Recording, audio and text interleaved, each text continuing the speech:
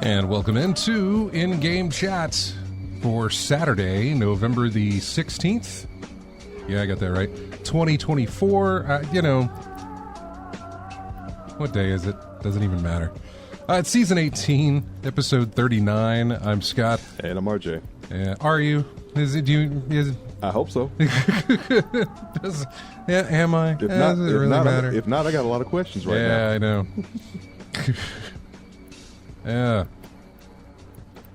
Anyway, welcome into the show. What was I going to do? I don't know. I'm trying to think about a bunch of different things here, and let me get this out of the way first, because this is something I always try and do. Try to remember to do. And that's essentially just for me later when I edit video.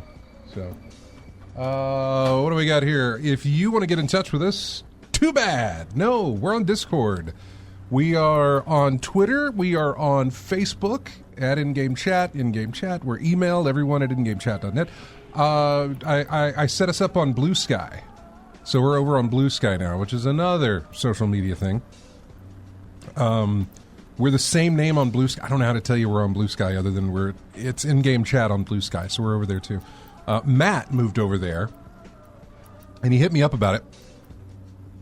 Said, "Hey, I'm moving over to Blue Sky. Are you over there?" And I said, I haven't moved yet, because I don't really. I use Twitter to post when we do show stuff. I really don't use it for any other reason other than I follow Mondo for it whenever they do updates on poster releases or figure releases or whatever they're doing releases, even though it's now owned by Funko. It's like, but, there are the Mondo people who went off and did their own thing called Mutant. That's what it's called, Mutant. So I followed them. I followed PAX for whenever tickets would go on sale for PAX. And then I also followed Wario64 for my deals. Well, Wario has an account over there on Blue Sky now, so, I'm all over there too. But anyway, I thought about it, and I said I should at least set it up so that our name is reserved, so that nobody gets our name. I don't even know if that's a thing that can happen, but I went ahead and grabbed it. So we're over there on Blue Sky now, at In-Game Chat, by the way. So if you're on Blue Sky, find us, add us, and we appreciate it. So yeah, we're also on Twitch, twitch.tv. Go there. You can type in In-Game Chat. You can find us. If you go to our website, scroll down, you'll find the website. First person I added on Blue Sky. Because I'm on Blue Sky and I'm like, what now? Because it's essentially a Twitter clone, and it's like, man, our Twitter's been around forever. How long? My personal Twitter's been around for even longer. But again, I don't use them very much, not anymore anyway. But and I mean, I haven't used them in a long time. But I'm over there and I'm thinking like, nobody would come to mind because I knew you weren't on it. I tried finding Matt, and I think he sent me the link, but me being the kind of,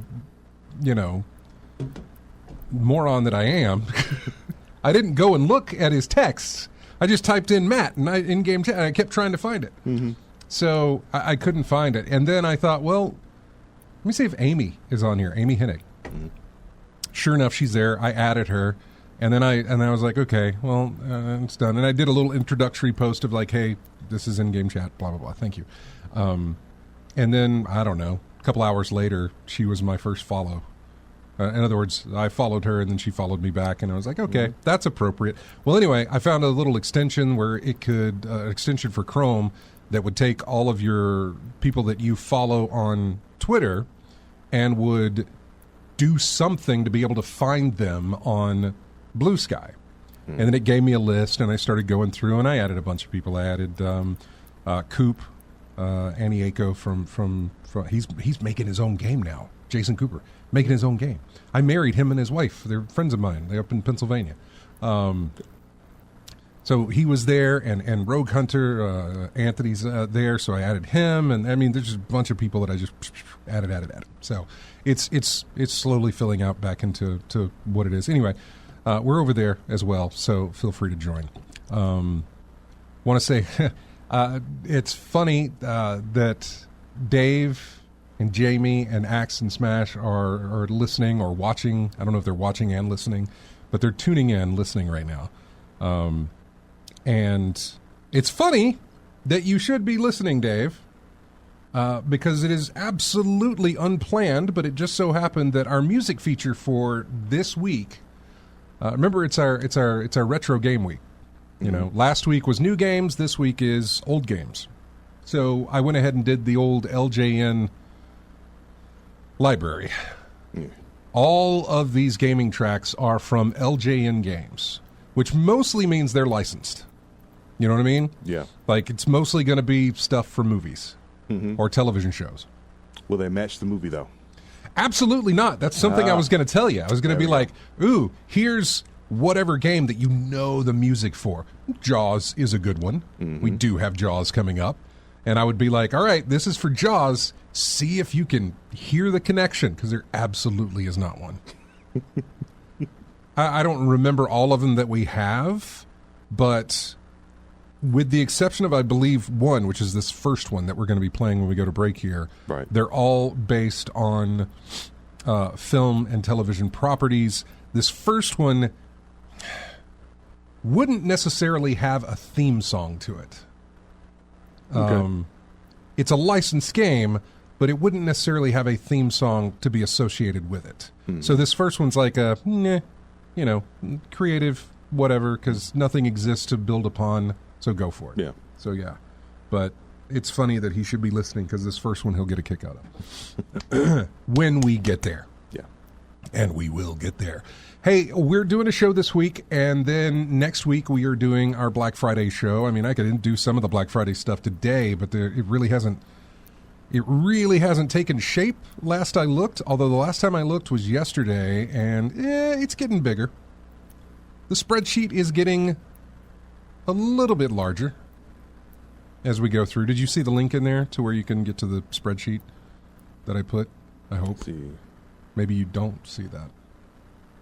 It's not separated from the... Oh, yeah. That's it. No, it's right there at the top. It says Black Friday. Oh, I was looking for something. I was looking for blue like a link. Okay, yeah, I'm sorry, man. No, you're fine. Yeah, so... I see it. Yeah, there's... It's not yet, like, filled out. It is slowly coming together. But, yeah, it's mainly because we don't really have a lot.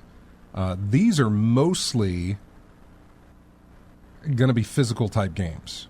Right now, Xbox Live has a sale going on, and PlayStation Network is about to start their sale for Black Friday, but you won't find those prices in here. And just as a note, we talk about this a lot, how the physical usually gets a cheaper discount than the digital, how consoles get a cheaper discount than your PC games. Well, reason for that being is that your digital sales are usually set by the publisher. The publisher says you can sell it for this is as low as you can go on your sale, or they just set it out themselves. Whereas retailers, they have a lot more sway as far as, the discount they want to give. I would think with the digital, with the publisher, it's like you're cutting in our profit if you drop it past this point. Right. It's a numbers thing. Because the store gets a cut of that sale. Yeah, yeah. So when it's just your publisher, and honestly, I believe in your digital, there's probably, because every game on Steam gets a cut of. Yeah. I don't know how much that cut is, but since they can set that price, they can say, look, we're going to get the majority of this. You get, Yeah, You get your smaller cut. Yeah, when you cut out the cost of production of discs and manuals and boxes, and boxes, things like that, all that stuff, all that good shipping stuff. and everything else. So yeah, that's pure profit for them. So it really is. We don't want anything to cut into that digital price. And I hate that. Yeah, because I hate that your physical gets a deeper discount than your digital. And mainly because I play a lot on PC, and the only thing you find on PC are digital games. They don't sell those in stores. Yeah. So heck, I'm having difficulty finding those in Target, Walmart, places like that. And even if I do find, it's like something like third budget solitaire or something like that. Some game you wouldn't really buy. Really. Oh yeah. No. I'm well aware. So we'll go over these probably next week. I'm hoping by then we will have a much more robust list for you. Usually we do. It just takes a while to kind of build up. Mainly because we don't have the essential Black Friday deals right now. Got a lot of hey, it's our pre-Black Friday deals, or it's our week before Black Friday deals, and there's some hits and stuff there, but yeah, it's just a bunch of trying to make you jump the gun and go early. Right. So yeah. So I would imagine by the end of next week we'll have a better idea of what's to come in the week following, whenever that hits. So anyway, show this week, show next week, and then we're off for Thanksgiving. So just to let you know. Thanksgiving's coming quick, isn't it? It is absolutely not. Yeah, it is. It's the latest in the month that it normally comes. Well, it's coming quick to me. It is, yeah, man. It's hitting on the 28th. Yeah, it's coming quick to and me. November ends on Saturday after that. I remember the 1st of November. Now we're at the midway point. Oh already. No, November is going awfully fast. Seemed to slow down there at the beginning, but it is it's moving now. What was I going for next? Oh yeah, I believe this is it. This is the shortest time between Thanksgiving and Christmas that can actually happen on the calendar. So yeah, it's moving there. Nope. Dave is asking, are there any Black Friday deals on Halloween Ash versus the Evil Dead for the Switch? I bought my copy on Halloween, but I think I can return it to Walmart within 30 days. I have not opened it yet. I don't know if there is or not. I have not looked. It is not in my spreadsheet. I swear I thought I saw something. Probably what I saw was something digital, which means it's for your Switch. You probably wouldn't be able to. I'm thinking like a PC release or something like that. Your Switch physical is not going to drop in price, I would imagine. Then again, it might. I can't be certain. It's just going to be a minute before I can tell you. So yeah, good luck with that.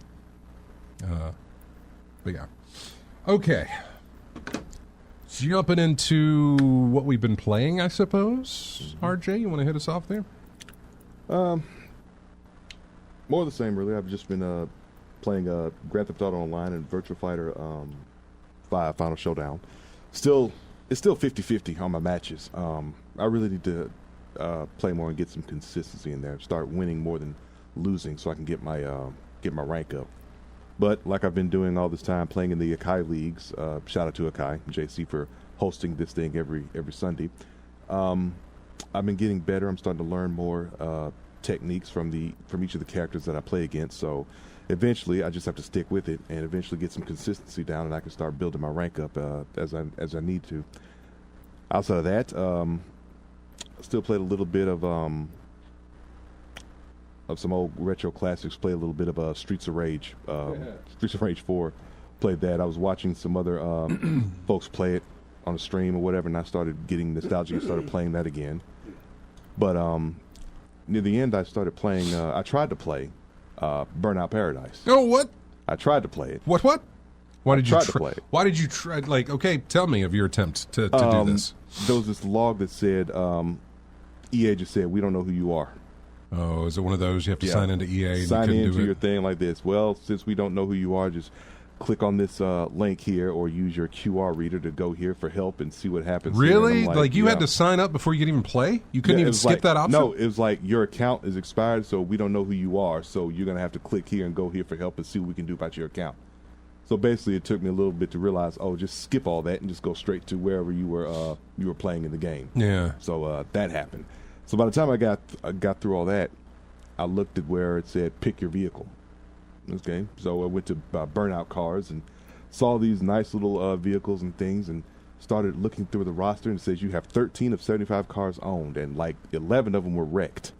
Oh yeah, you all start out with them wrecked. Yeah, yeah. So because there's little fix-it shops you just drive through and it fixes the car. Okay, so I guess I didn't drive through anything like that. See, it's been a long while since I played the thing, so I just started looking through that. So I'm nowhere near where you are because you've been building stuff and going through roads and getting all those things here and there. I've unlocked 71 of 75 cars. Yeah, so I just maybe 72. I don't know. Yeah, so I didn't get too far into it because of that account thing, but I think I was going to get into that and see if I can do some things there and see how much better it looks on my TV, because I had that old TV when I last played this game. Now are you playing? Which one are you playing? Are you playing remastered or old one? It's the remastered. Remastered version. Remastered on PS4. Okay. So that's what I've been playing this week. That's cool. Mm-hmm. Well, man, that's great. I'm happy to hear about that. Mm-hmm. That you're playing some. Hey, speaking of, that's what I've been playing. Mm-hmm. Surprise. Yeah, I've been playing Burnout Paradise, and I've been playing Marvel Snap, and that is all really that I've been playing. It's mostly been Burnout Paradise, though, because I've been going through and finishing up my stuff, you know. Mm-hmm. I got 19 more events to finish. It's all race and road rage, and then I think one burning route that I have, one time trial I have left. Mm-hmm.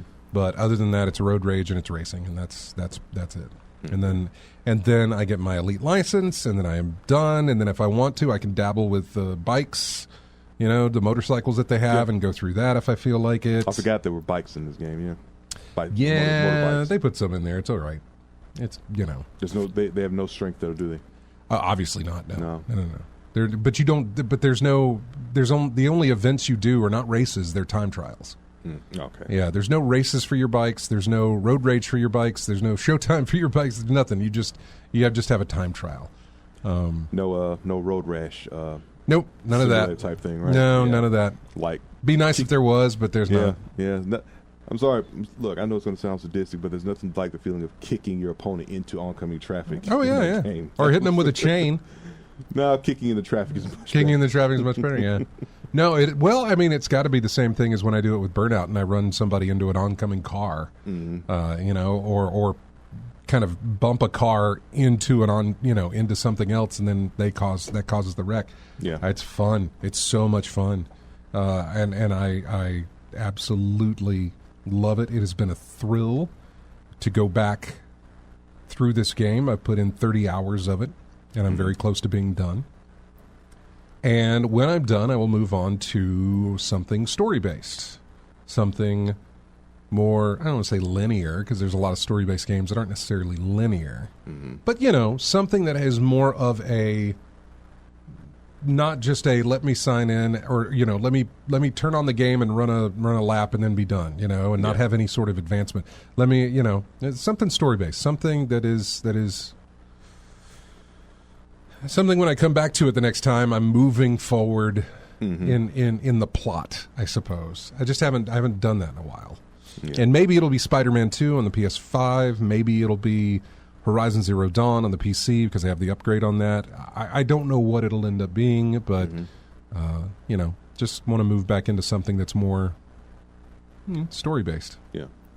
That's something that gives me a plot to follow and a script and everything else, you know what I'm saying? That's not, I mean, Snap doesn't feel that way. Burnout Paradise doesn't feel that way. What was another one that I was playing a lot of? My puzzle games don't necessarily feel that way.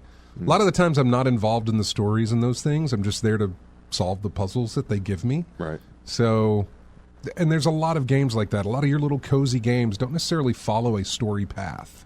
They, you know, you go in and you, what's the one that I'm doing? I think is Vampire Survivors a story type thing? No. Okay. At least the last time I played it. Okay. They may have added something in there, but I don't know. Pinball doesn't do that for me. You know, pinball doesn't. I mean, there's supposed to be a story on the table, like when you're, you know, unlocking events and have to do things. I mean, there is some sort of a progression, but just a mode or whatever. Yeah. It's just I'm going to play and then I'm going to play something else. So I just haven't had that in a while. Yeah. Just make sure you don't make the mistake you made with Last of Us 2. Right, I don't want to do that. I don't want to start something and then not come back to it for weeks on end. Yeah, the long gaps kill the flow of the story. Absolutely not. No. I may hold off because Indiana Jones is hitting in December, and there was a nice little deep dive video that they released from Bethesda, kind of going over the mechanics of the game and other parts of the game, and I mean that's going to be a pretty good, I hope, story-based type title. Mm-hmm. So we'll see. I don't know. It's something I'm thinking about. But yeah, Burnout Paradise is not far from being complete. Marvel Snap, oh man. I don't necessarily want to say that it's losing its appeal, but I have not felt as invested this season as I did season previous. Or any season previous. Is the new wearing off? I'd love to say so, but I signed in on that thing in 2022. So, and played, and have really played it consistently like I have now. I probably more so consistency because, I can't play Destiny. But, so I can't say the new is wearing off. It may just be that the cards they're giving us during the seasons just don't fit into my play style. I don't know. I'm not sure, but I'm still playing it, but I just don't feel as invested in it. Ever thought about changing your style of play? I've got a couple of different cards, but base decks, I guess you could say. Yeah. Got a couple of different decks that I play. There's a discard deck. There's a destroy deck. There is my Galactus decks or a Thanos deck. There's a control deck and a clog deck. None of these things I'm going to go over and try to explain. Let's just say they all serve a certain purpose. They do. Look, I actually am going to try and explain them. Destroy deck is cards that destroy themselves in order to boost up their power. That's what a destroy deck does. A discard deck does the same thing. There's destroy and discard mean two different things in this thing. Destroy means they are destroyed, they are gone. Discards means they are taken out of your hand or your deck or something like that. So discard does the same as destroy. You do the same thing. You get rid of cards in order to gain points. It's a very odd way to explain that. Because it's like, how if you get rid of cards do you get points? But you do, I promise. What was another one? Clog? Clog's an easy one to explain. It's basically something that clogs the lanes of your opponent. The less room they have to play, the better you have of winning 2 out of 3 lanes. What was another one? Control. A control deck allows you to have more control over the board as far as what they're playing and what you're playing, because you can limit what they play. You can play a card that stops all the on-reveal abilities of everybody that plays there. You can play things that, put a shield around the lane so that somebody's running a destroy, they can't destroy anything because you have put armor over that lane type of thing. So that's one of those. What was another one that I mentioned? There's also they call it a mill deck. M-I-L, maybe. I don't know if it's 2 L's or 1 deck or 1 L. That's one that basically steals or destroys your opponent's cards. There are cards that you can lay down that will either steal cards from your opponent, will forcibly play a card from your opponent, which kind of throws off their plan of attack. Yeah. Or it destroys cards of your opponent. So there's a couple of ways that you can go about it that way. And there's a number of different decks to run with, and I do a lot of them, but I'm just not feeling it this season. So it's not the building of your decks that gives you the same amount of enjoyment that it used to, or?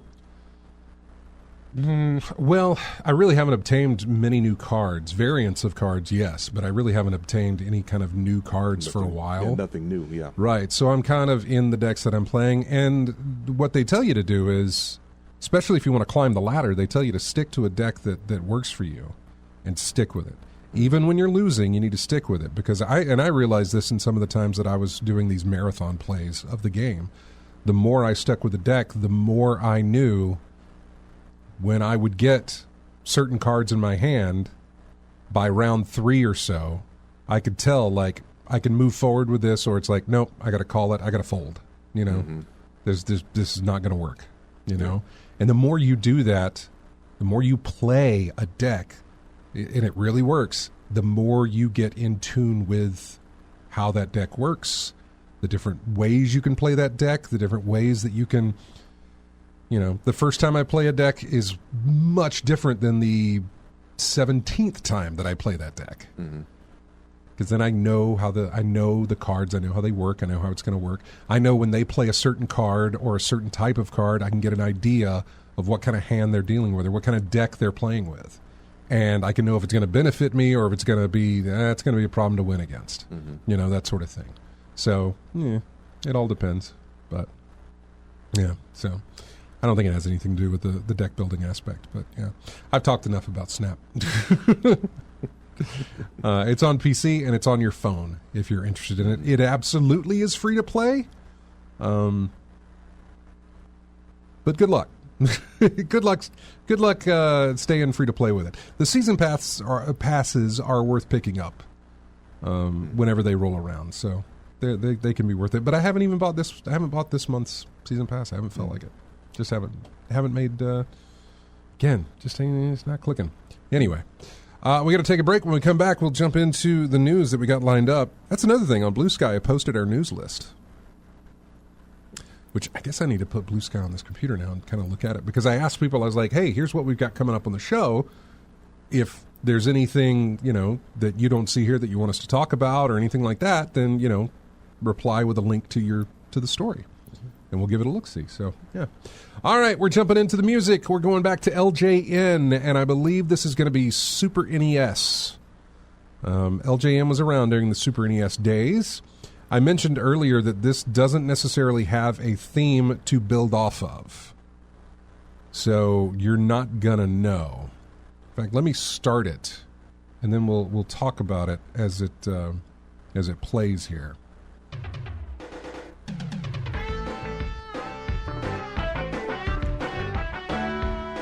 Right?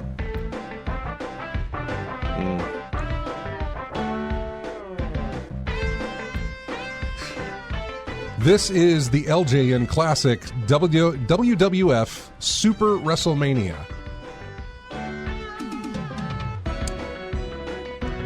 There's no real theme for this that you could base this off of, so no. That's what you get. We'll be back with more of In-Game Chat right after this.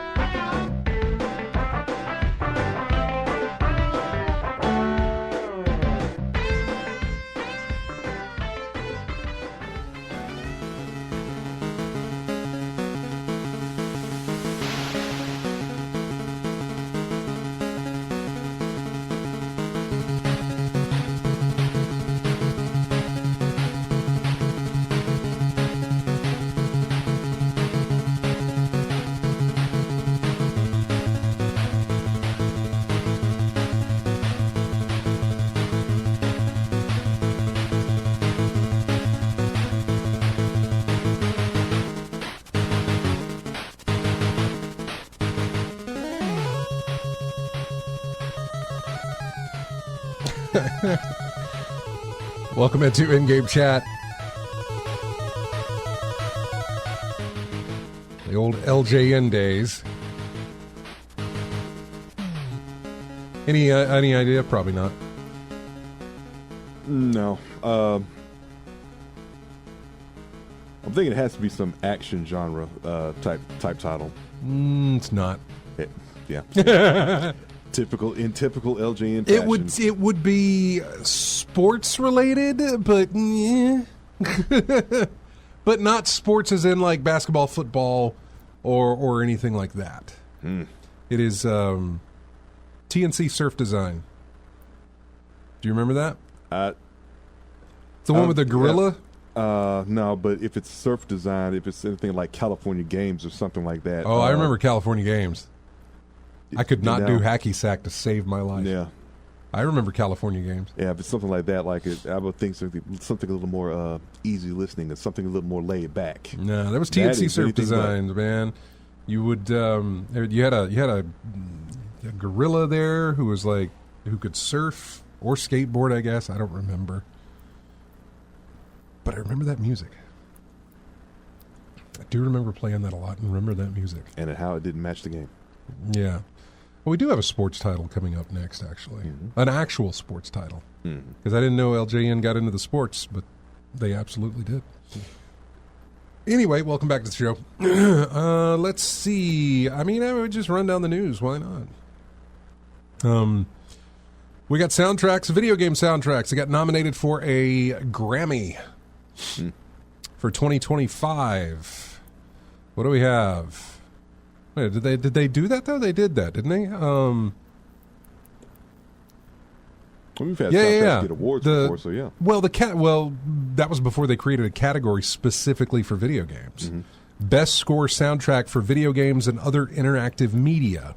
So these are the nominees: Avatar: Frontiers of Pandora, God of War: Ragnarok. Looks like it's the DLC, the Valhalla DLC, that is getting nominated here, because Ragnarok came out a couple years back. Would not be eligible for this, but the DLC apparently is. Spider-Man 2 has been nominated as well. Star Wars Outlaws got a nomination, and that is new. Wizardry: Proving Grounds of the Mad Overlord. That is a game I am not familiar with. At least I don't seem that it's not ringing any bells for me. The others I'm very familiar with, but at least the games I am. I'm not necessarily familiar with their music. Star Wars Outlaws I haven't played. Spider-Man 2 I haven't played, although it's a sequel to Spider-Man, so likely the music the theming carries over into the second. God of War Ragnarok, again, it's DLC. Likely the theming of the game is carried over into the DLC in some ways. And Avatar: Frontiers of Pandora I have not played.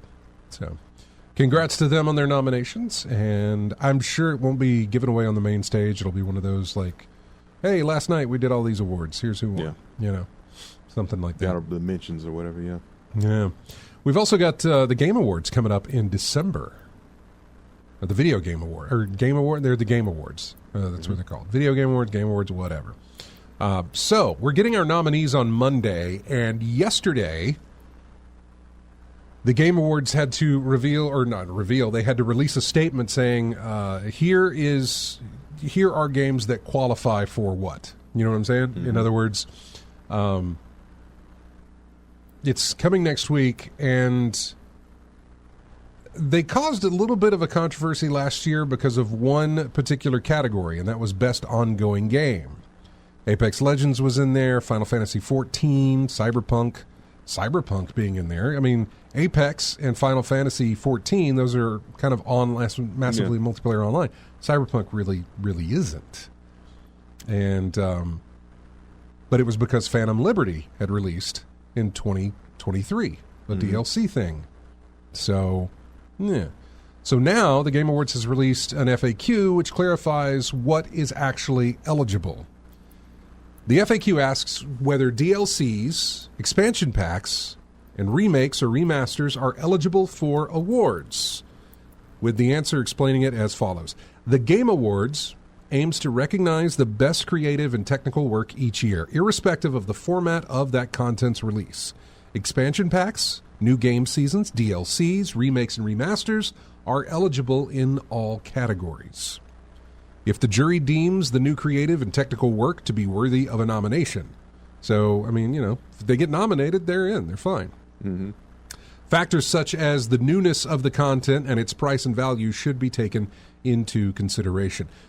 For most people, this feels like a precursor to everybody who is saying that, well, They won't say it now because they've clarified their stance. But do you know what they're getting at by saying this and why they're releasing this right now? I don't know. I was just thinking of how you could. It's for a specific reason. No, go ahead. Some DLC got released this year. Yeah. For a very popular game. Mm-hmm. And it's likely going to run away with a lot of nominations. Mm. So to calm everyone down from saying like, well, that's whatever. They're like, okay, DLC is eligible. Which game? Which game? Which game do you think? No, which game? Which game do you think? You're taking up time. I know. Which game? You're taking up time and honest, or which game do you think? I don't know.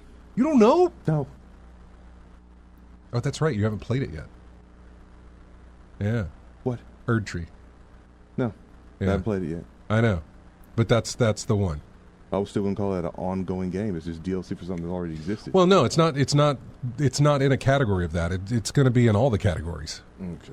That's why they released this, saying that what games are eligible to be nominated, DLCs, remakes, remasters, even though it's not technically bringing anything new to the table. I don't mean the DLC. I mean your remakes and your remaster type stuff, even though it's not technically bringing anything new other than a fresh coat of paint. Yeah, it's just extending eligibility. It's eligible to be picked. And the reason they're getting out ahead of this is because I think Erd Tree is going to get a lot of nominations for how successful that was, how big a deal that was. I think it's going to get a lot of nominations. So, and that's the reason that I think they're putting this out. I can't think of anything that is a DLC or a remaster that would likely get any, bigger type of nomination type thing. Mm-hmm. I'm trying to think of other DLC or expansion packs that have been released this year that could contend with that. And I'm drawing a blank, honestly.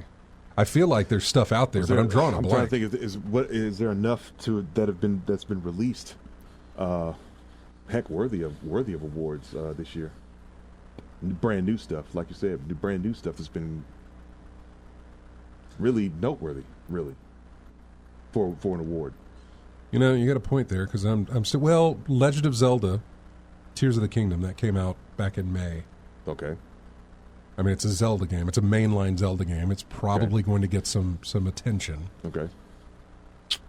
Yeah, I don't know. That's a good question. That's the first thing I jump at, but I feel like there's more. Mm-hmm. Maybe. Was it Dragon's Dogma 2 that came out recently? What was Baldur's Gate? Baldur's Gate was year before. Oh, okay. I remember that because I want to say I bought it during Christmas. Okay. It came out in September of last year. Or August of last year, I believe. I know, I'm drawing a big old blank. Well, we just have to look back at that because I'm thinking like I said, maybe there wasn't enough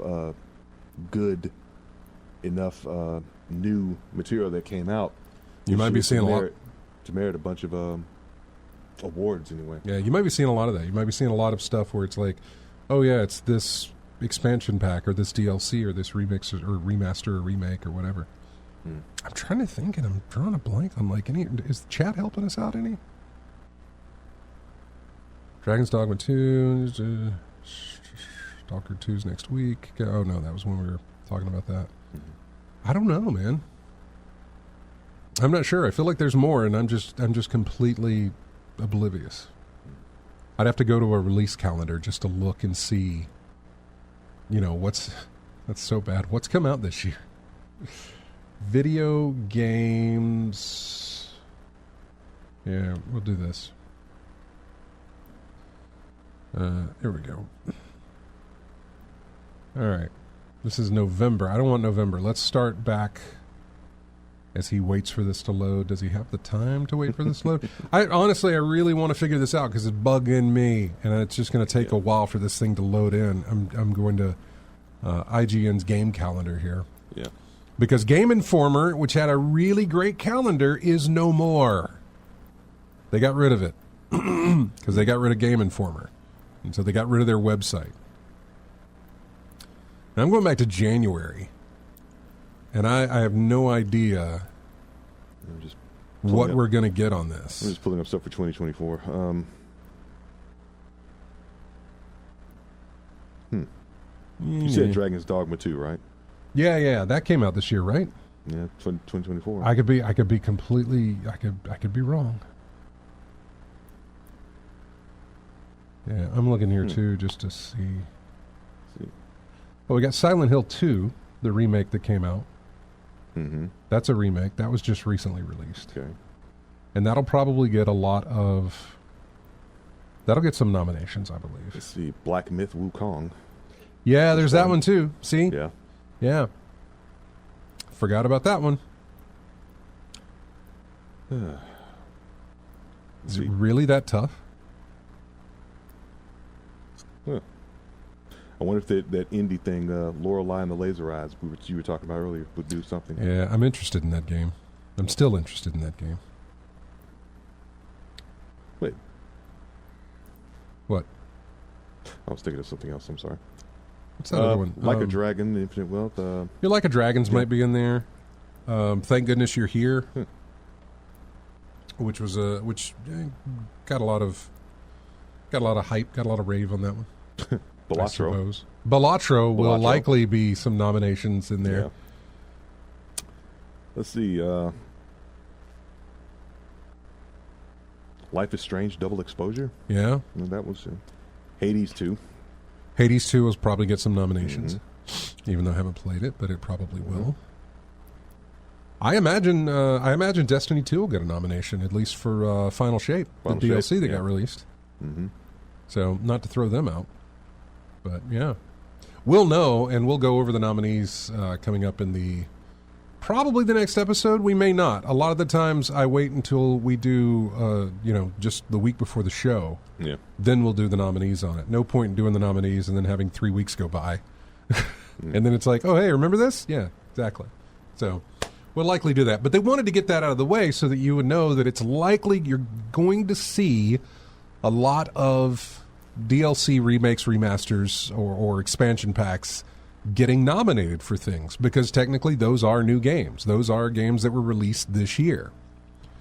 The problem with that is if you're going on a remake or remaster, if you take the game that was the game of the year, whatever time it released, and now the remaster of it or the remake is now released this year, why wouldn't it do just as good as before? And part of me sort of thinks, DLC I understand. Remakes and remasters, I don't necessarily know that they should be involved. I appreciate the work that's done on them, and I think there should be some recognition, possibly a category for themselves. But I can't see where you include a game that may have swept all of the categories previous, throw it into another year of awards because they remade it. Why then would it not sweep again? Compared to what it was going up against the first time around. It's possible, yes. This time around. And I guess nothing has improved since the first time it went through the ranks. It's possible, yeah. I agree. That could I understand. Be something, but I think the remakes and remasters should be separate and have their own category. Because outside of just, a new coat of paint, you're not really bringing anything new to the table with it. Yeah. Maybe some controls or something like that. Red Dead Redemption got released on PC. Is that a new game release? Careful, they might think that way. I don't know. They might think that way. I don't know.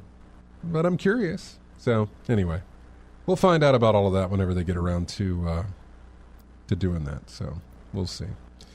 What else did we have? Something I could hit here real quick because, I may just keep going down the news list here. That game, Infinity Nikki. I'm not familiar with it. Are you at all? Haven't heard of it. Never heard of it. It's got 30 million registrations, and the game's not even out yet. Well, someone's doing something right with marketing, I guess. Over 30 million people have pre-registered for Infinity Nikki. Consequently, Infold Games confirmed all registration milestones have been unlocked, meaning players across PC, PS5, and mobile devices will secure a 4-star outfit, 20 resonant crystals, 300 threads of purity, and 50,000 blings. That sounds like a lot of, what do they call them? In-game resources? Yeah. Hopefully it makes more sense when you're playing the game, because I don't understand any of that, or what it could be used for. To mark the achievement, Infold dropped a new gameplay overview trailer, subtitled Unfold Your Whim, offering a glimpse into the journey ahead. Infinity Nikki tasked players with collecting Whim Stars and special outfits that give Nikki unique abilities. Each new ability allows Nikki to explore deeper, discover hidden paths, and interact with the vibrant open world around her. Alongside her, Momo, her loyal companion, offers a camera feature for players to capture memorable moments throughout their adventure. For some, this milestone may not be surprising. In August, over 12 million had already signed up for the cozy open-world adventure follow-up to the highly successful mobile series of dress-up games. We still don't have a release date for Infinity Nikki yet. However, when the time does come, it will be available across PlayStation and PC alongside Android and iOS devices. And you can still sign up and for the playtest as well. So there you go. I'm on the game's page. It looks like a Kickstarter for registrations anyway. Could be. Yeah. I mean, 5 million gets you the 50,000 bling. 7.25 million gets you the threads of purity. Over 12 million gets you the resonite crystal. 20 million gets the 4-star outfit far and away.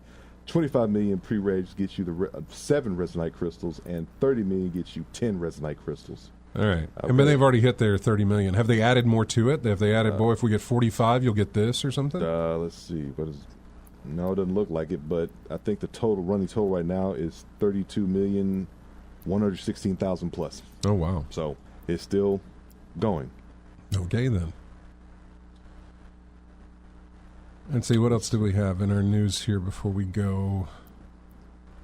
Yeah, what? This is the 5th installment of the Nikki series? In the beloved Nikki series.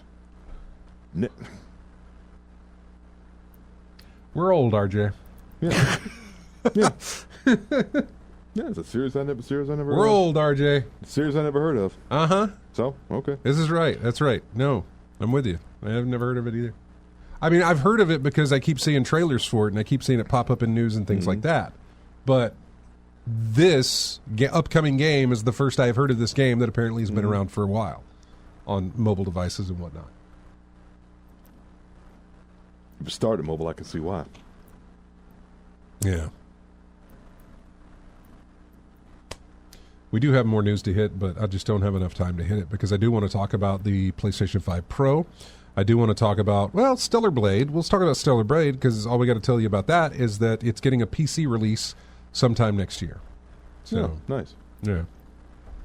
That's a PS5 game. Is that that's not a Platinum, is it?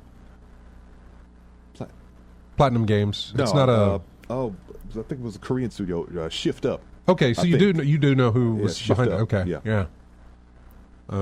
Seems to be pretty successful, and I think it'll be even more so. But, it was limited because it was only on PlayStation, right? PlayStation 5? I believe so, yeah. Yeah, so now it getting a PC release means it's going to have a wider audience, which means the sales will do quite well for it, I think. Yeah, kick up a bit, yeah. Yeah, I believe it will. I think it will. So, anyway, when we come back, we will dive more into the news here. We're going to go again to LJN's just fantastic class of video games here. That's sarcasm, folks. It is. This is the menu music that was in LJN's Major League Baseball game. And it was called Major League Baseball. Okay.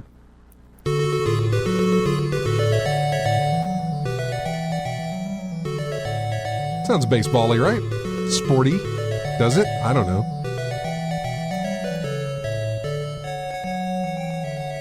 Sounds more like a carnival. They had 8 bits to work with, man.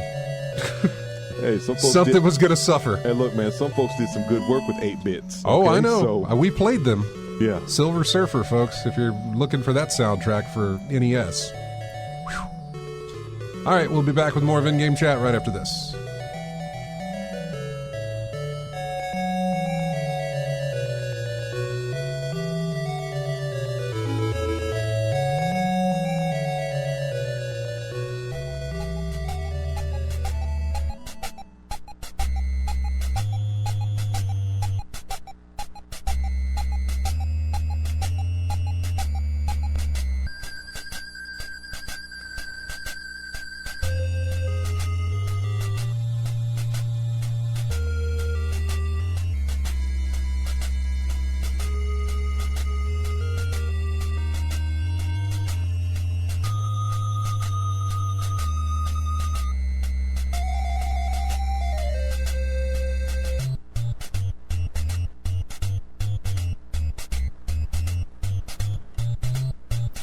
Welcome back to In-Game Chat. That was a cue change, wasn't it?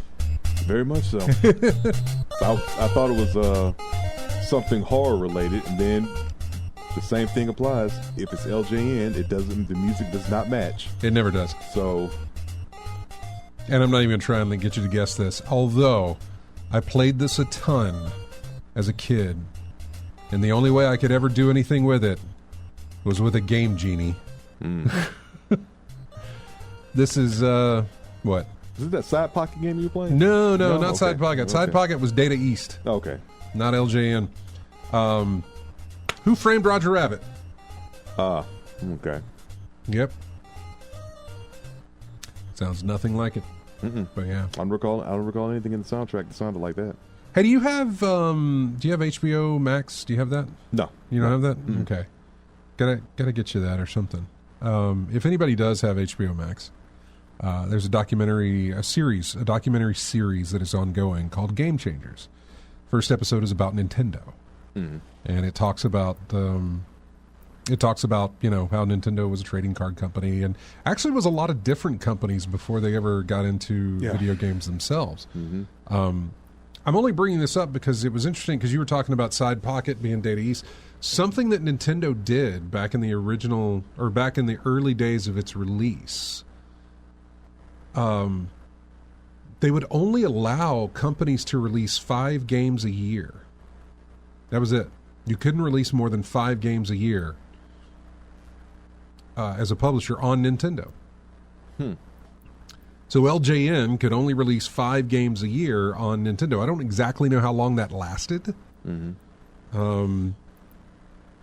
But it was something about it was done in the sense that they didn't flood the market with video games that nobody was buying. In other words, you just kept releasing games and nobody was buying those. Games didn't cost as much back then to make as they do now.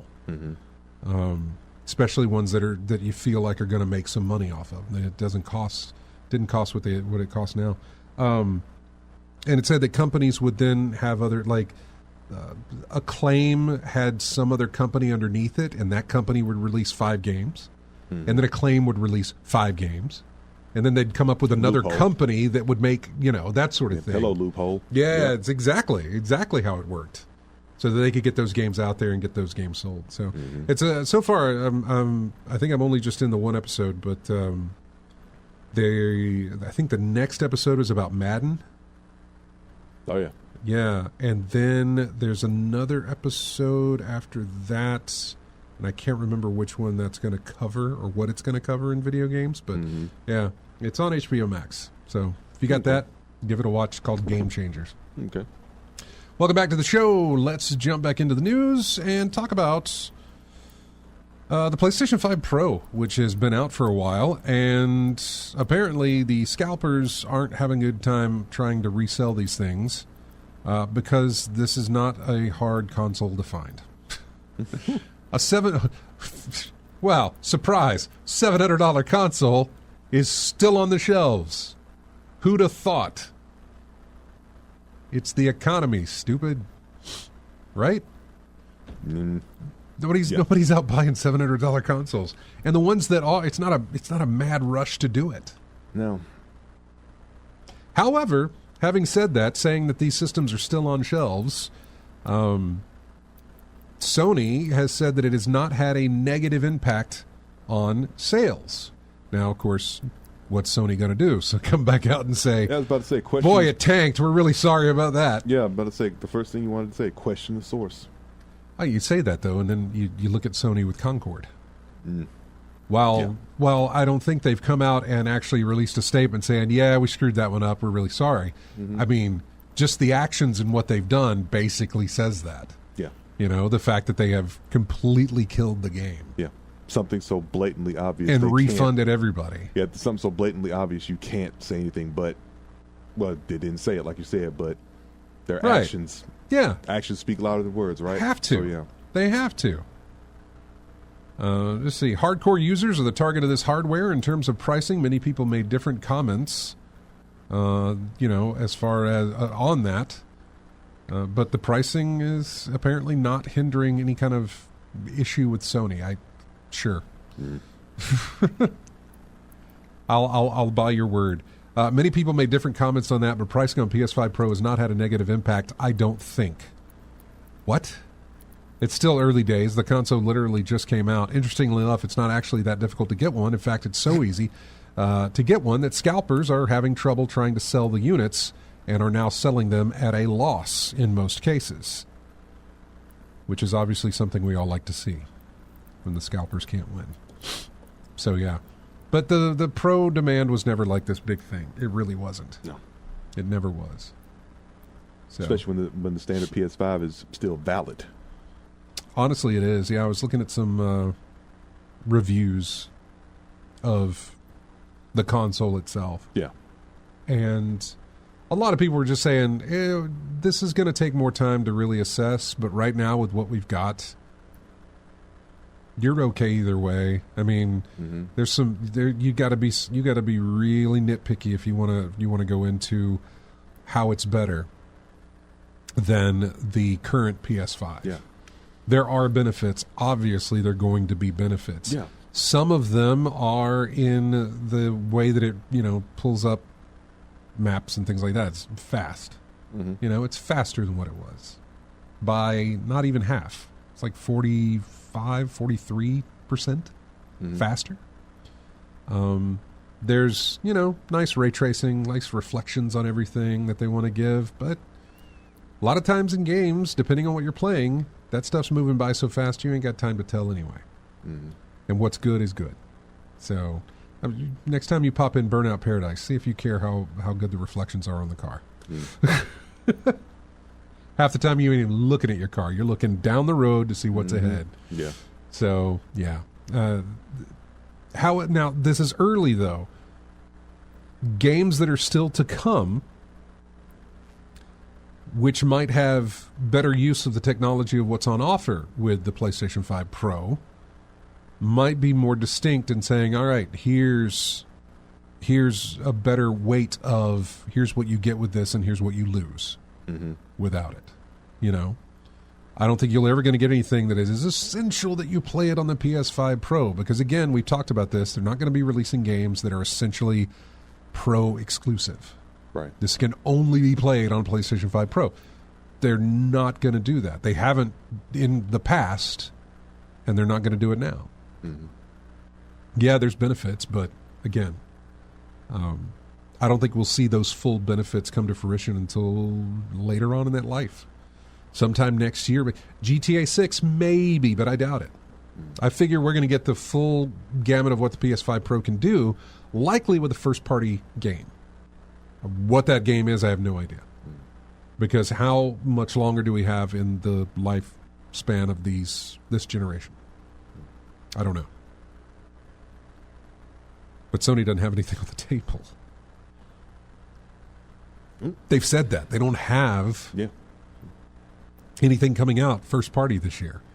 And then next year ain't looking too great either, with the exception of the reason they released this so that GTA 6, they could claim, play it on the PlayStation 5 Pro and it's better than playing it on Xbox. Because Rockstar, knowing them, you're not going to get a PC release of GTA 6 until, I don't know, year and a half, 2 years later. Yeah, sounds about right. Or when the next generation consoles get released and they release the GTA 6 next generation version that plays on those consoles and a PC release. I don't know, man. I don't know. But, yeah. So, if you want it, get the PS5 Pro. Understand what you're getting. $700 machine. Make sure you've got the capabilities to take advantage of that machine. Your television should have, obviously it should be a 4K set. It should have HDMI 2.0 capabilities so that you can really get some of the benefits of not even just the Pro, but of the PS5 itself. The PS5 and the Series X with HDMI 2.0 offers a lot of stuff that just the HDMI before that, which is not called 1.0, doesn't allow you to have. I'm trying to remember. It's like variant refresh rate or something like that. That's called. So anyway, A lot of technical stuff that I'm not going to try and go into. So yeah, just if you want that, just make sure that you're capable of getting the most out of your machine. Regardless of what you buy, make sure you get the most out of it with the right equipment. Oh man, there's some good TV deals. Like we normally cover just video games, but there's some good TV deals. Yeah. There's some really good TV deals. There's a 48-inch LG OLED screen for like $600, which is really, really good. Yeah. The 65-inch, I think, comes in at $9, which is still really, really good. Yeah, I saw a big sale on some 75-inch at Sam's Club recently. Man, I walked into Sam's the other day. It wasn't today. I think it was last week. Yeah. Or the week before. Mm-hmm. And man, the TVs and the prices, and I was like, yeah. Yeah, I mean, basically, I'm Don't looking at tempt me, because I can't afford to be tempted. Well, I guess I have to tempt you. I'm sorry, but this TV was like I said, 75 inches, sitting in the front, and I'm like looking at the price tag of this thing. I'm like, wait a minute, didn't I pay this much for the TV I have? Yeah, see, now, funny enough, you understand that I have not told you why I feel like these deals I'm seeing are really good deals. It's because I haven't told you what I paid for the TV that I have. Much more than what you're looking at now. Which, let me tell you, I got on a Black Friday deal. Yeah. But I mean, it was pre-2020 when I got that deal. Mm-hmm. So to see the sets at this cost, I'm like, what? Man. Yeah. That's a good deal. Yeah, but you're not waiting 2 to 4 years for that TV. So I know. Yeah, that's the thing. But yeah, I mean, this TV was ridiculously huge at a ridiculously low price. I'm like, wow, this thing is not going to fit. Yeah. It won't fit on my TV stand. It won't fit in my room. Oh my goodness. And listen, I know this radio station emits news in the political nature. And I know that this radio station emits news in the political nature on the right-wing side of it. I understand that. So what I'm about to say is not me trying to pick a fight with anybody. But as gamers, people who kind of absorb tech and enjoy looking for TVs and things like that, them tariffs come in. This might... You may want to be jumping on these TVs now. I don't know what to expect from that. But if it actually does happen, the price of our PC components, the price of our video games, the price of our consoles are going to go up. It's just how it's going to work. So I'm a bit scared about that. I mean, I say I'm a bit scared about it. I just have to understand that, well, I can't afford that now. I just can't buy that. We do have a backlog.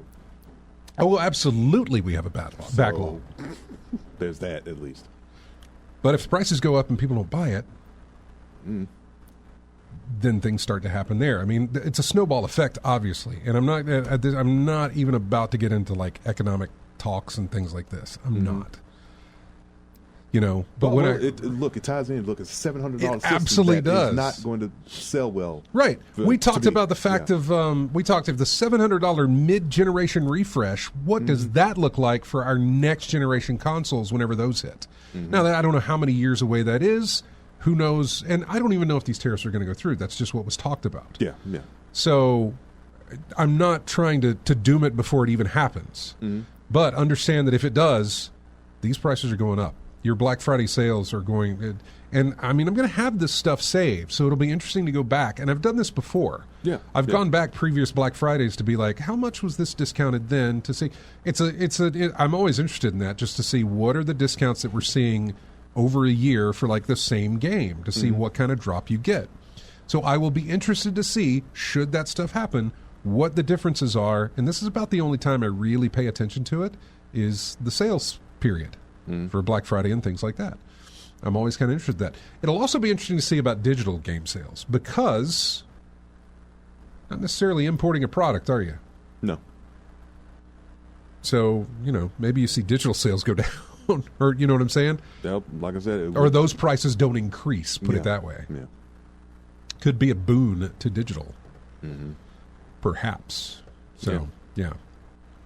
But I am curious about that. But the stuff we're seeing right now, especially PC components, PC memory and stuff like that, real cheap for a whole lot of memory. I don't need any of it. I just know what I paid for what I had, and it's like, oh, it's real cheap for a lot of memory. Yeah, I mean, a few days ago, someone told me about the prices of some 8 terabit internal storage drive, which is right up my alley. Yeah, because I'm always about storage, being able to keep things available. Yeah, right where I need it, and the price looked really good. So far. Yeah, I know. So anyway, again, we're going to hit those Black Friday deals coming up probably next week on the games there. I do want to hit, and we'll have to do this when we come back. So I'm talking about the PS5, but or the PS5 Pro, and Phil Spencer over at Microsoft did an interview talking about the video game market and that sort of thing. So I kind of want to go over some of his comments earlier, or that he said earlier this week. We had World of Warcraft, a whole bunch of news about that. I can tell you that the Splinter Cell film that was being worked on has been canceled because they just could not figure out a way to make it work. The movie. This does not count the animated series that we're getting on Netflix.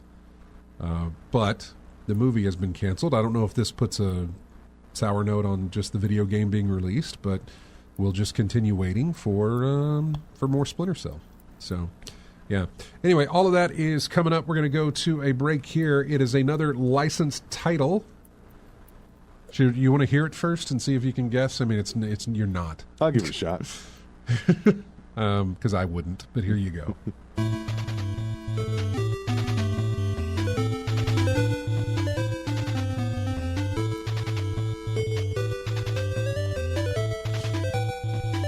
Said it is licensed. Yeah. Superhero.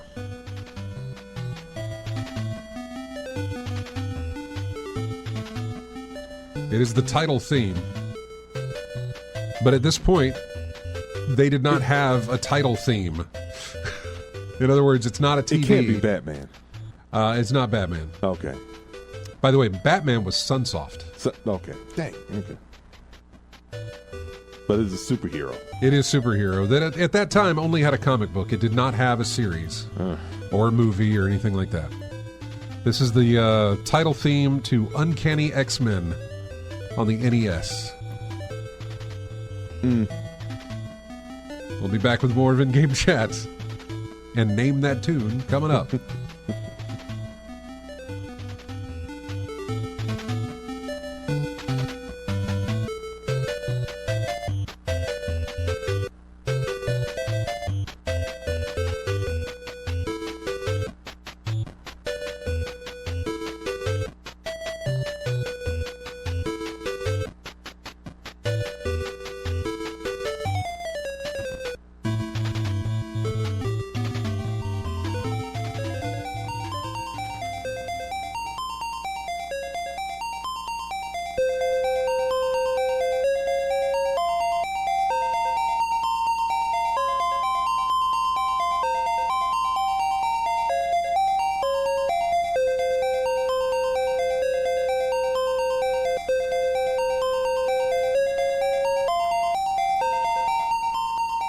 And welcome back to In-Game Chat.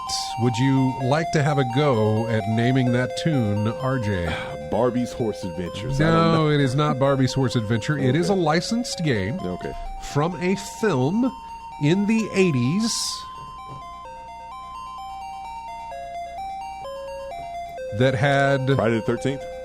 No, not Friday the 13th. No. Although I mean, that sounds really like Friday the 13th, honestly. Or is it Nightmare on Elm Street? Yeah, it's not a horror film. Yeah, okay. I keep forgetting the theme. It's that the music does not match. Yeah, right. So this is not a fair game to play because you have no idea of reference for this. Anybody in chat throwing out some answers there? I don't see anything. No. Anyway. Karate Kid. Yeah. It's the Karate Kid. No, I don't. Huh? 80s. Yeah, 1980s. Wow, this is not so. Okay. Especially when you've seen the film. It's not. Yeah. No. Can you look up and see who did Rambo? Let's see.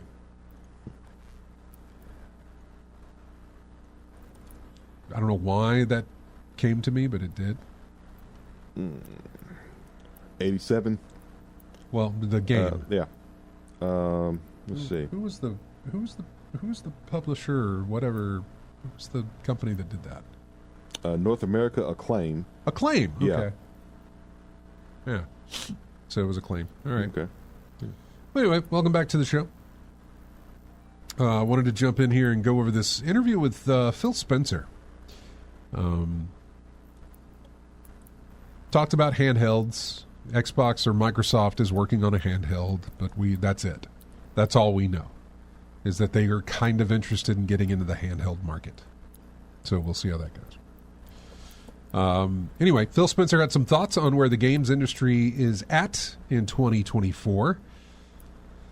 He said, we're not going to grow the market with $1,000 consoles. Well, that's a good news thing to hear. You're also not going to grow the market with $900 consoles or $800 consoles. I mean, I know you started big. He said 1,000, right? Yeah. So $999, exactly. I mean, we're not going to grow the market with $1,000 consoles, but if we take a penny off, it's just it's sale city right there. $99.99. Yeah. He said that we're not going to grow the market with $1,000 consoles, a line that definitely doesn't seem like it might potentially be a bit of a cheeky jab at Sony with their $700 console. Although, Phil, you could have just said that, because it makes me worried that your next console is going to be $700. Speaking to Bloomberg, the Microsoft exec said that Xbox's business has never been more healthy. I like this comes from VG247.com. And the writer of the article says, after all those layoffs and studio closures they did, so Microsoft has never been more healthy after getting rid of all of that, after buying them and then getting rid of them. Yeah.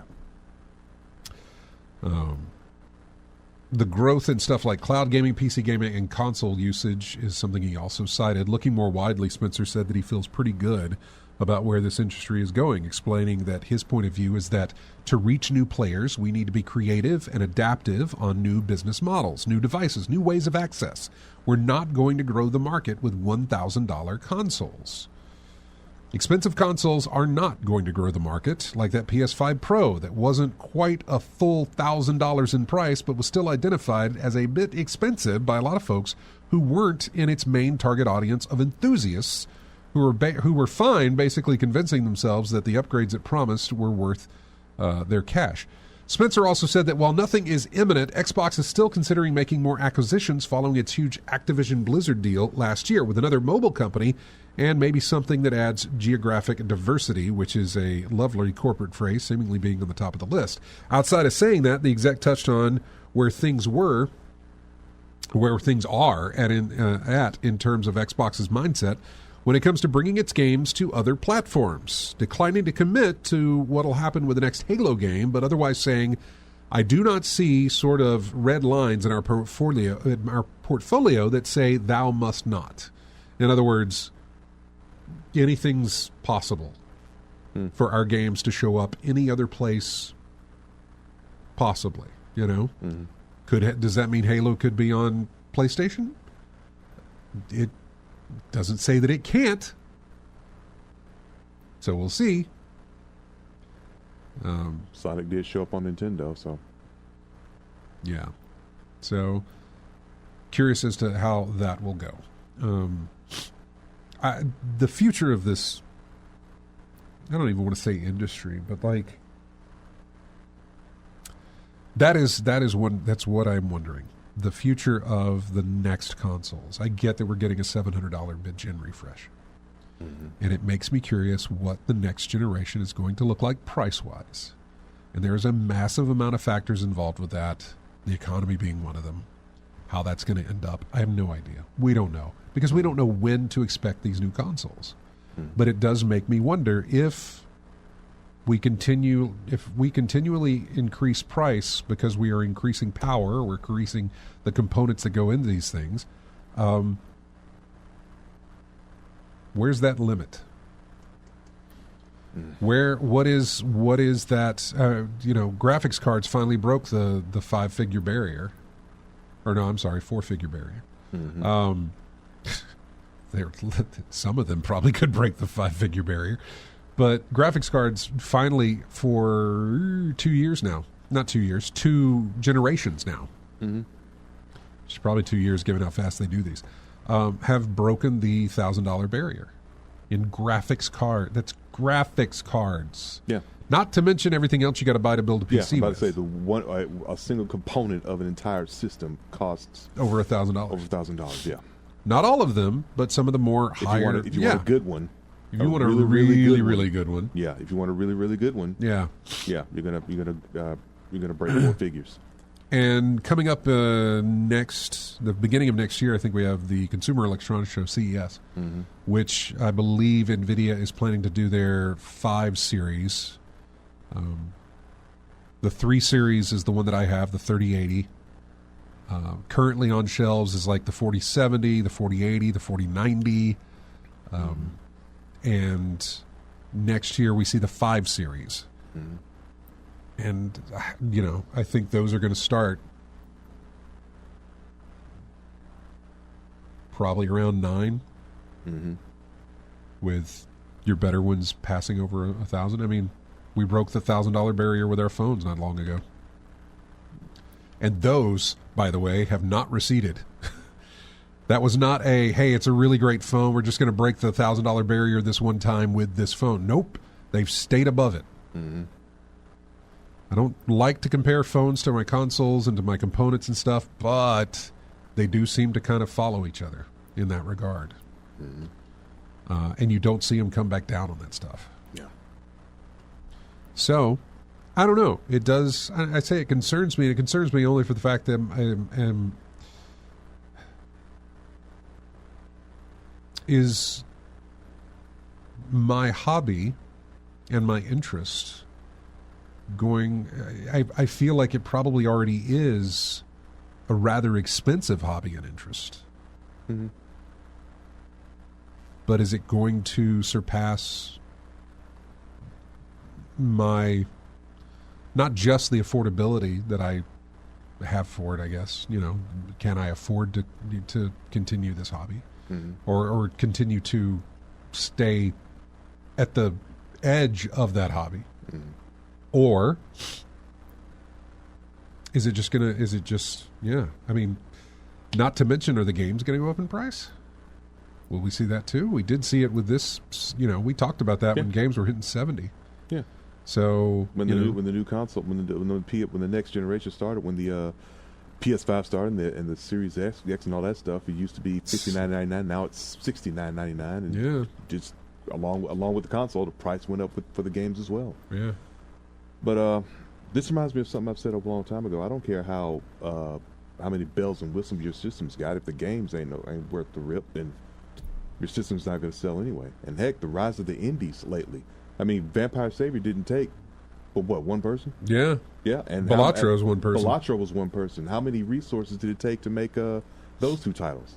Yeah. Those 2 titles hit with players out there. Really simple, really straightforward, and really did what it's supposed to do. Gave us entertainment, and you don't need a lot of resources to play those 2 games. I would love for that to be the case. A lot of those, I think, are self-published as well. Yeah. So, and they're PC-based.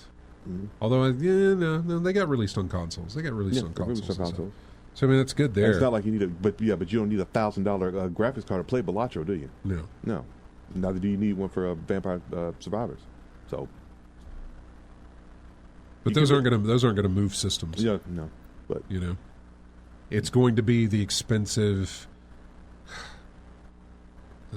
The amount that was another thing in that documentary, talking about Nintendo games, when they talk about Mario, when they talked about the original Mario and Donkey Kong and that sort of thing, about how those were developed and how cheap they were developed, and how it easily paid the salaries of the 10 people that worked on it but made money, just massive amounts of money. Yeah, it's not like that anymore. Game companies to make a game now requires far more than 10 people. You're usually running into the thousands of people. 600, 700, 800, thousands of people make a game in the terms of like an Assassin's Creed, where it's like, look, we're going to pull in the studio in Montreal, we're going to put the studio over in France somewhere, or the studio, all these different studios that we have are all going to be working on the same game. And you talk about that, and that's a lot of people involved for one title. And that title's got to sell to pay those people back and to make that money and then turn a profit. So, I don't know. Usually consoles, though, they sell at a loss, right? At the beginning? At the beginning, yeah. Yeah. So, I don't know. We'll have to see. We'll have to see how it all works out with everything as far as...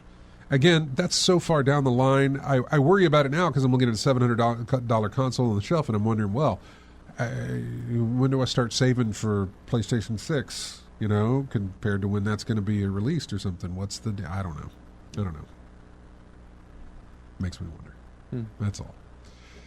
I could have a crystal ball to look at it all and see how it's going to be. Blizzard did a big old World of Warcraft. Man, I haven't touched World of Warcraft. I have not touched World of Warcraft in a long time. There's a lot of people that I know who haven't touched World of Warcraft, who touched it a ton, who haven't touched it in a while either. But yeah, Activision Blizzard has suddenly dropped remasters of Warcraft Orcs and Humans, as well as Warcraft 2. Not only that, but Warcraft 3 Reforged has been given a 2.0 update, and all of those are available right now. They did their 30th anniversary direct on November 13th. The reveal is part of Warcraft's 30th anniversary celebrations, which play a big part of the Warcraft side of Blizzard's content. Let's see. There was a mid-patch celebration event where some cosmetics popped up in World of Warcraft. The new remasters of Warcraft 1 and 2 have new hand-drawn visuals. Players can swap between new and old graphics in real time. So there's that. There's a lot riding on these remasters, largely due to the original quality of Warcraft 3. That game had a lot of problems on launch, including bugs, matchmaking issues, visual problems, and other things. So this is the company making sure they don't accidentally spawn a massive new game they don't own with Warcraft 3 here, apparently. If these revamps come out and are safe for many of these users, it'll mark a flash of good news for both Blizzard and the retro Blizzard crowd. Something both could do with. These games were fundamental to the PC gaming space in their time, so getting some high-quality modern love can only be a good thing. But we'll have to wait and see how those go. They're also getting housing? I don't know. Blizzard announced that 2 decades after its release, 20 years after World of Warcraft release, they are finally going to let players build a home and live in it. This feature has long been requested by WoW players and now is finally coming in the game's next expansion. This would be like if Destiny finally let us do stuff with our ships. Like if we could finally walk around in our ships. Like Warframe. Yeah. Or customize our ships or something. I don't know. That would be the equivalent of it.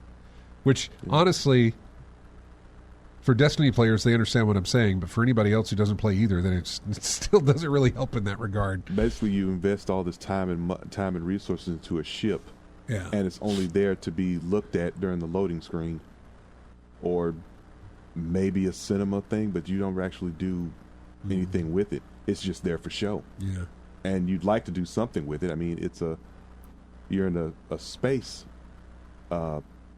game, space action, space adventure. And your ship is not even part of it. No, yeah, exactly. The housing in World of Warcraft. Do you remember? I don't think you were playing at the time. City of Heroes. Yeah. When we got bases. Yeah. Were you still playing when we got bases? I remember we were talking about bases in the game. So yeah, I know it. Yeah. There was an update for it towards the end where you could build your own base. Mm-hmm. And you had to do a lot of stuff to make it happen, but there were ways to do it. And then, of course, the creative people got involved and made some really amazing bases. Oh, yeah. But yeah, you could make a base for your character and for your team. For your team, yeah. Yeah. Which was really, really cool. So I understand the need for the desire for having the housing for this is really, really good. Player housing is a big part of many other MMORPGs like Elder Scrolls Online, Final Fantasy XIV, and New World. But it's never been a feature in World of Warcraft, even though files left in the game indicated that Blizzard had worked on a version of it early in WoW's development. The company has even joked about player housing in the past, but now, after 20 years, Blizzard is actually doing it, though it likely won't be in the game for at least another year. Hey, we've announced this thing, but it's about 2 years out, so yeah. On November 13th, during the World of Warcraft event, the studio revealed a lot of plans and updates for various Warcraft games, and it was capped off with a very tiny tease about player housing. And that is coming in World of Warcraft Midnight, which I guess is another update for the game. So why tease it now? We want to give players a little sneak preview of some of what the team is working on. This also gives us a chance, I think, to have more open conversations about it that aren't possible when it's a top secret feature. According to, who is this? The WoW director. Blizzard wants to hear what people are excited about, what they expect, and what they'd like to see from player housing. The plan is for that input to help guide the team's development efforts on implementing this player housing thing. So I think something like that might actually draw some people back into it. You know, not to say that they've really given up on the game, but I mean, you look at Destiny, and every time a new expansion would hit, we'd see an influx of players. Something new to look at. So right, yeah. I mean, I know that our group, there's a couple of people who would, every time the expansion would hit, I'd start seeing them pop up again. And then about a month or so later, 2 months later, slowly they'd go away again. Goes back to normal. Yeah, it really does. So, I don't know. That'll be something that they'll probably do here. So, what else did we have? Oh, yeah, Microsoft's Black Friday deals. We got 10 minutes here. Microsoft has just revealed everything included in its Black Friday sale. It includes some discounts on games, controllers, consoles, and more, plenty of which are now live. But a few extra early Black Friday deals that are being shared on this page, which comes from IGN. What do we have? Let's see. Black Friday Xbox bonus offers. No. Well, they got some controller deals. Looks like $35 for some Xbox controllers. That's not bad. I might actually grab another one.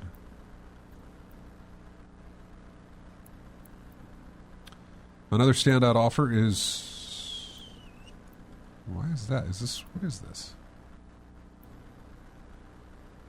Yeah, Xbox controllers are down to $35 with a promo code called Play Xbox.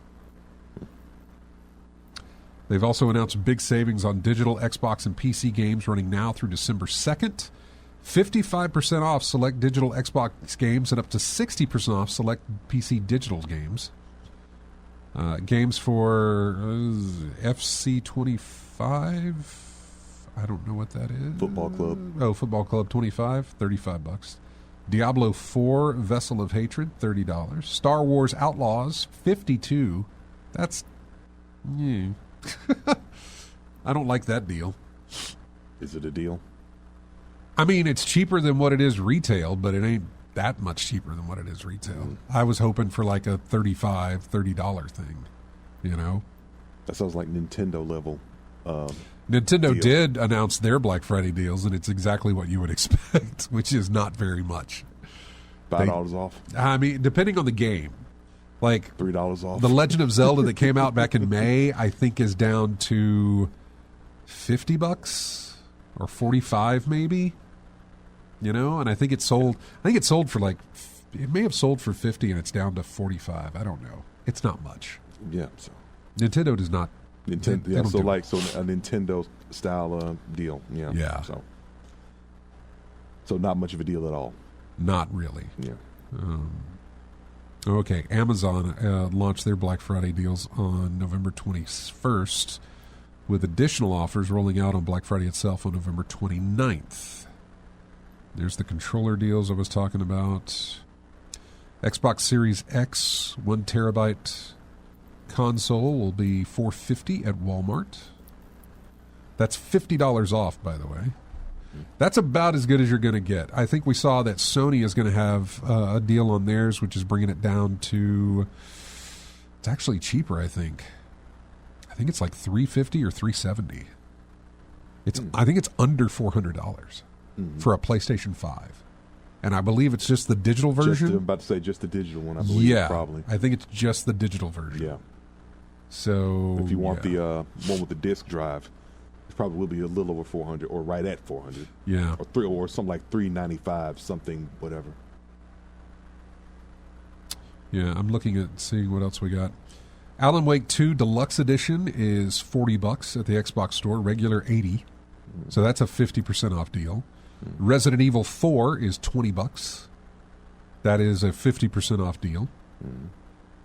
Space Marine 2 Ultra Edition is $88. Regularly $110, but it's $88. Dead Space, I guess that's the remake, $18. Yeah. What? Why that face? Why that noise? Despite not having a system. Yeah, I got you. Pick it up anyway. Hellblade 2 is down to $32. So Wait, how did that do? Hellblade? Review-wise. I'm not sure. I think the only thing I remember was it was short. It's very short, yeah. Yeah, that's all I remember. In fact, they didn't sell it for like $70. I think the price was like $50. Yeah. I think it was a $50 game. Okay. But I don't know if it was a good game but short or a game with flaws and short. But I remember good game and short. I didn't run into flaws. Good game but short. But short. Okay. Yes. Yeah. Very linear. You know, I mean, the first game was very linear. Yeah, that's true. So, yeah, but it's a very short game. Okay. Really good but really short. Yeah, yeah, really short. So, I mean, it's on Game Pass. So if you've got Game Pass, you can just enjoy it there. Mm-hmm. So, yeah. What else do we have on that list here? That's it. So, yeah. There's others, but those were just some of the highlights from what Xbox is doing. And, when we get more, we'll tell you more. So. Yeah. Speaking of Dead Space, you think they're going to make it 2? A remake of 2? A remake of 2? Yeah, I think so. I think Dead Space, that remake was really, really good, and I think it would behoove them to do it again. I think they can look at Capcom with their Resident Evil remake series that they're doing, and I think they can apply that to Dead Space. They don't have as many to pull from, but what they got, I think, would work. I think you could go through and do Dead Space 2, probably Dead Space 3 too, as well. 3 would probably need a lot of tweaking because a lot of folks were not happy with the direction it went. Especially with the building of weaponry, which personally I liked. When I told you that, when I said Dead Space 3, I kind of had a because I was thinking in my head, Capcom did the same thing with Resident Evil. I think there were Resident Evil remakes that were coming where it was,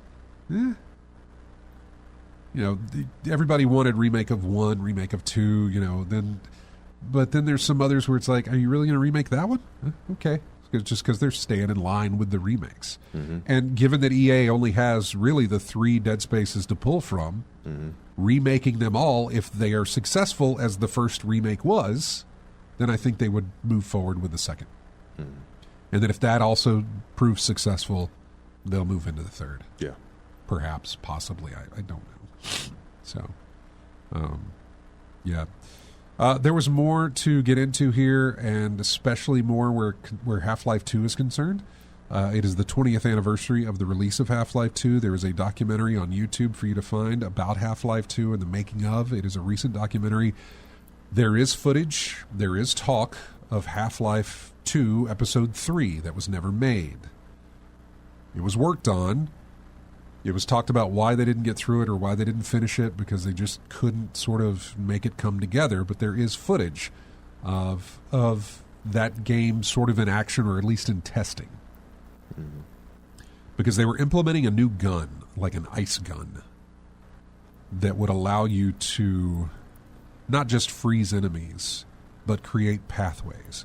Like, we were talking about X-Men video game, like Iceman. Iceman, yeah. Yeah. You could shoot the frozen gun towards the ground, and then it would make a path for you to go over an obstacle. Or I don't know how else you could do it. I'm not exactly sure with everything, but it showed this in action. You could also lay it down in front of you as a shield to get behind. So it was some cool stuff that they were working on, but it just never materialized and never moved beyond that stage. And it's not something they're actually sort of sitting there thinking like, haha, we never made a 3. You're going to have to sit there and steam on it. No. They're like, we hate that we couldn't do this. We hate that we couldn't do that and get it released. So, I don't know.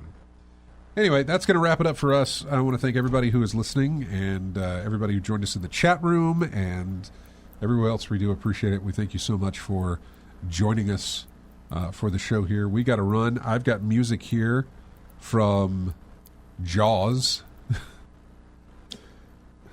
but it will not sound like Jaws. In fact, the title of the track is called Jaws Approaching. You know what Jaws Approaching this is about to be blatant. Sounds like. This is about to be blatant, right? Blatantly bad, isn't it? It's not ripped off, I can tell you that, because they didn't borrow a single thing from that score. I'm going to stop what I'm doing just to hear All right. what they did with Jaws. You guys have a good week, and we will see you next Saturday. Here's Jaws.